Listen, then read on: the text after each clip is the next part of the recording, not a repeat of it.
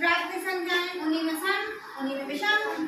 जो दो के पहाड़े में आ रही है वो सम, जिनकी जोड़ी बन रही, जिनकी जोड़ी नहीं बन रही वो विषम। जिनमें खुद का ही भाग जाता है और एक के अलावा तो वो अभाज्य। तो जिनमें एक से अधिक संख्या का भाग जाता है वो भाज्य, है ना। और उसी में अगर हम प्राकृतिक संख्या में शून्य मिला दें, यहाँ एक से था, यहाँ मिला दिया शून्य, शून्य मिला दिया तो क्या हो गई, पूर्ण हो गई, है ना। और इन्हीं में भिन्न होती है। भिन्न माने बटे, किसी चीज के हम कुछ भाग कर दें, टुकड़े कर लें तो वो भिन्न हो जाती है। भिन्न हमेशा धनात्मक होती है। अब ये सब कहाँ से होती है, शून्य से, देखा है ना, शून्य से। तो शून्य किस तरह होती है, अब शून्य की दूसरी तरफ जो गिनती होती है वो कैसी होती है, ऋणात्मक। इस तरह से यहाँ धन किस तरह बढ़ते जाते हैं, 1 2 3 4 1 1। इसी प्रकार अगर उल्टे कदम चले तो हाँ उल्टा हो गया तो वो घटता जाता है। घटना को बोलते हैं हम ऋण। तो ऋण 1 ऋण 2 ऋण 2 ऋण 3। फिर ये भी हमारी जो गिनती है, जैसे मैंने तुम्हें बताया कि ये हमारी कहाँ तक चली जाती है, 1,000 से 10,000 लाख 10 लाख करोड़ 10 करोड़, फिर अरब, फिर आगे बढ़ती जाती है। लेकिन इस तरफ क्या होता है, मान क्या होता है, बढ़ता है। लेकिन बाएं तरफ जाएंगे तो हम घटता है ना।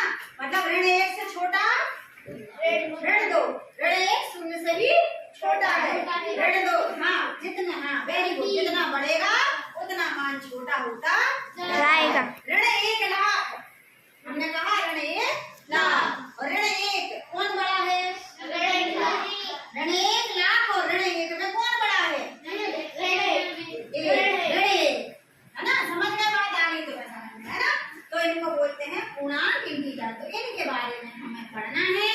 जैसे हम जोड़ना, घटाना, भाग, तुलना करना, कौन बड़ी कौन छोटी, आरोही क्रम अवरोही क्रम, ये सब चीजें हम जो इनमें पढ़ी थी प्राकृतिक संख्याओं में, भिन्न में, ऐसे हम पढ़ेंगे काय में, पूर्णांक।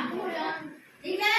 तो आज हम समझ रहे हैं अभी पूर्णांकों की संख्या को संख्या रेखा पे लिखना, कैसे हम लिखेंगे और हम उनको छोटा बड़ा कैसे बताएंगे, कौन छोटा है कौन बड़ा है, और इनके गुण पढ़ेंगे, क्या इनके गुण हैं। ठीक है। तो अभी कुछ गुण तो हमने तुम्हें बता दिए। क्या बताया कि बीचों बीच शून्य मूल बिंदु कहलाता है, उसके दाएं तरफ धनात्मक संख्याएं होती है जो ऋण तक जाती हैं और इनका मान बढ़ता जाता है। शून्य के बाईं ओर ऋणात्मक संख्याएं होती हैं, इनको हम ऋणात्मक पूर्णांक कहते हैं। धनात्मक वाली तरफ को धनात्मक पूर्णांक, ऋणात्मक वाली तरफ को ऋणात्मक पूर्णांक, और इनका मान घटता जाता है, ये ऋण अनंत तक जाती है। ठीक है।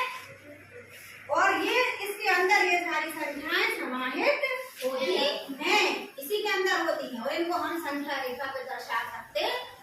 संख्या रेखा कैसी है, कहीं बनी है दुनिया में क्या, नहीं। कैसी रेखा है वो, ये क्या करेंगे, काल्पनिक रेखा है ना। उसको हम पढ़ने समझने के लिए बनाते, जैसे हमने यहाँ बना दिया, स्केल पे तो बनी होती है। Yes ma'am. हम स्केल पे गिनती दिखा रहे हैं तो हम उसको समझने में, पढ़ने में सुविधा